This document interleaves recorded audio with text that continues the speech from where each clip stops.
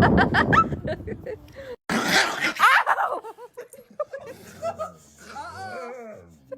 it's okay.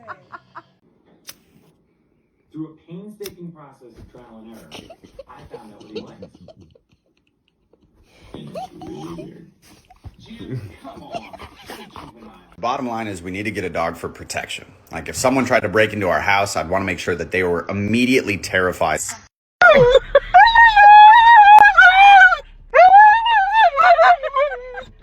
What are these noises?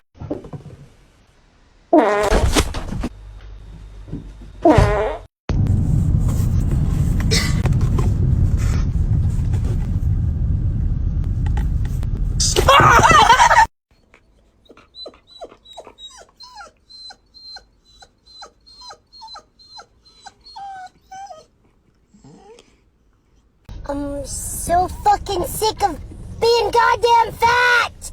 I just want to be skinny! I want to fit in a little skinny shorts!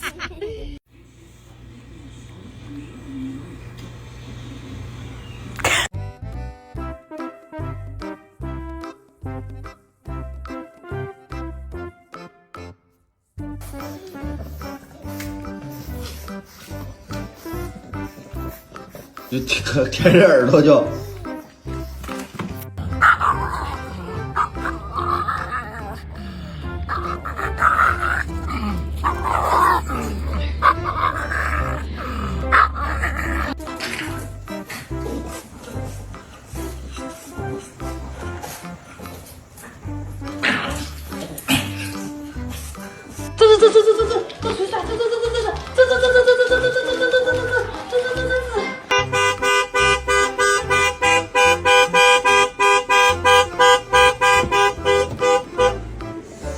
What the fuck are you doing?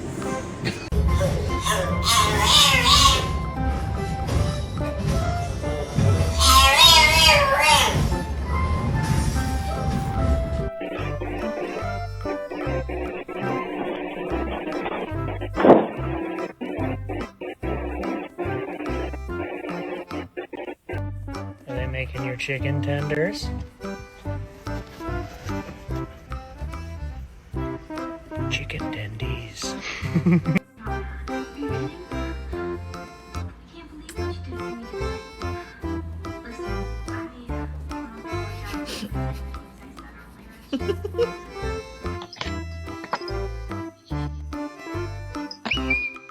Camera recording.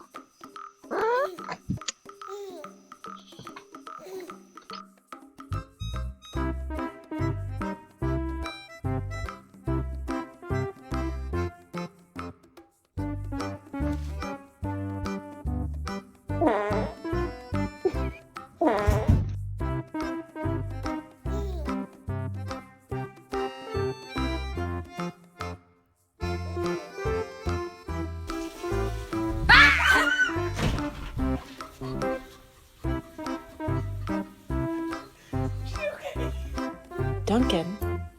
Duncan. Duncan. Duncan! Again, use your body weight to push the dough into itself.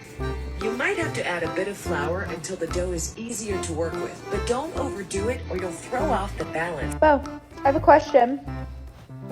Do you want to go on a walk?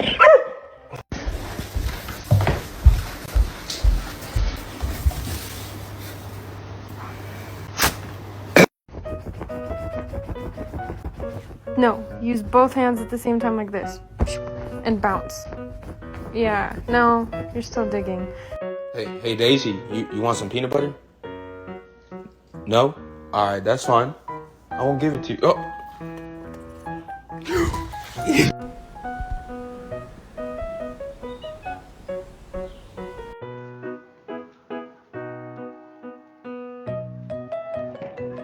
Safada.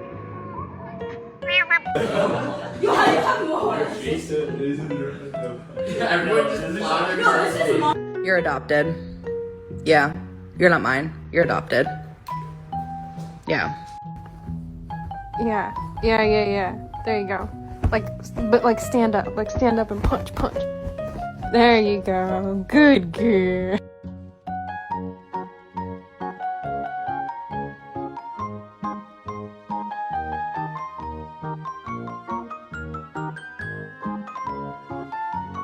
this. I just have this little guy that sits in my living room and stares at me.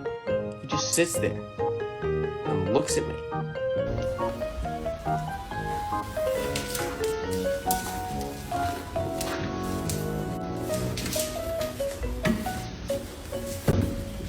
Bottom line is we need to get a dog for protection. Like if someone tried to break into our house, I'd want to make sure that they were immediately terrified.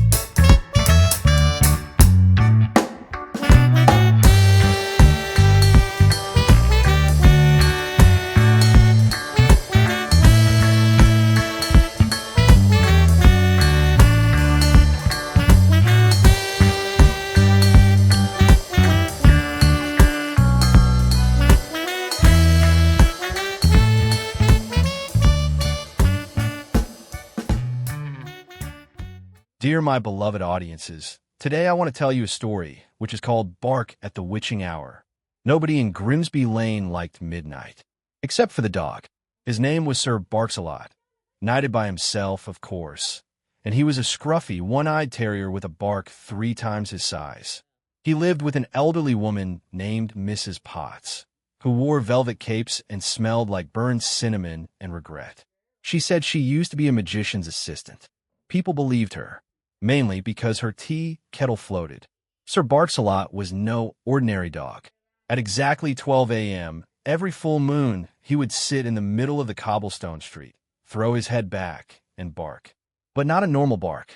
No, this bark echoed through walls, made mirrors rattle, and once made a passing raccoon confess to stealing from a bakery. On the 13th of October, a Friday, of course, the air in Grimsby Lane grew thick and strange. The cats disappeared. Shadows walked on their own. And Sir Barks-a-Lot began to growl at Mrs. Potts's broom closet. That was not a good sign. At precisely midnight, the clock struck 12, the clouds parted, and Sir Barks-a-Lot let out a bark so loud it turned off 5 smart TVs and made a nearby teenager delete his TikTok. Then silence. Mrs. Potts peeked out her window. "Oh dear," she muttered. "It's happening again." The ground cracked open in the middle of the lane, right under Barks-a-Lot's paws. Out rose a massive skeletal paw, then another. Then came the rest. A translucent, undead poodle the size of a delivery truck, with glowing eyes and a collar that said, in neat embroidery, Princess Marshmallow. Barks-a-Lot narrowed his one eye. He knew her. Princess Marshmallow was the terror of the Underbark, a forgotten realm beneath the earth where ghost dogs chased phantom squirrels and buried cursed bones. Long ago, she tried to take over the world by hypnotizing every Chihuahua into thinking they were Dobermans. It almost worked, and now she was back. "Woof," she said in a voice that sounded like a kazoo being eaten by a blender. "I have returned."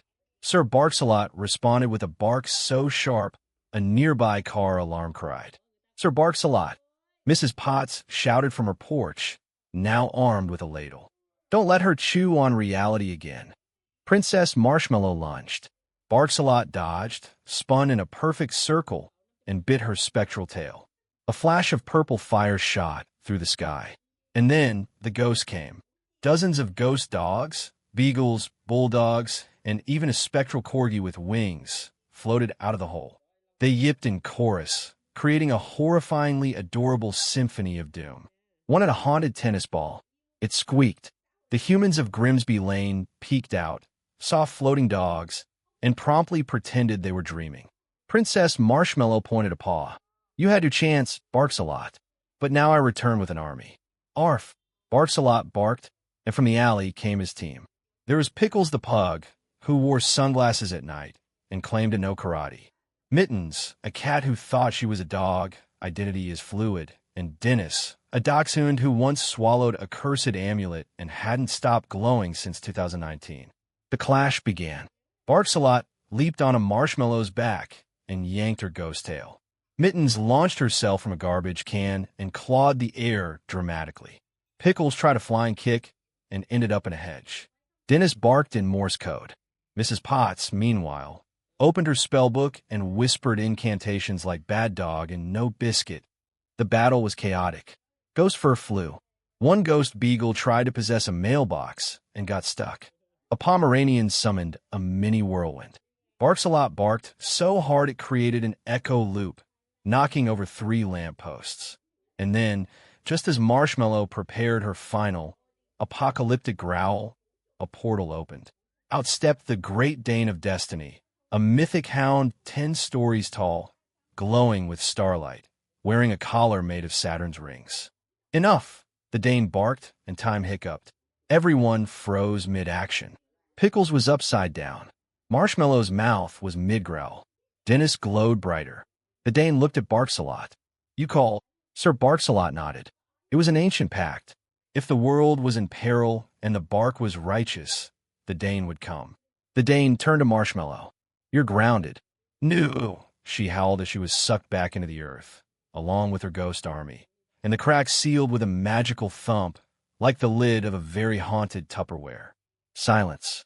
Barks-a-Lot stood panting. Mrs. Potts wiped her brow. Well done, knight. The Great Dane bowed to Sir Barks-a-Lot. We will meet again, brave terrier. But for now, peace returns. And with that, the Dane vanished into the stars like a canine constellation. The street returned to normal. The cats came back. The shadows behaved. And the broom closet? Still weird, but less so. Sir Barks-a-Lot trotted home, tail high, as the first rays of dawn peeked over the rooftops. Mrs. Potts gave him a biscuit that sparkled faintly. He had earned it. But as he lay on his cushion, drifting to sleep, he heard a faint squeak.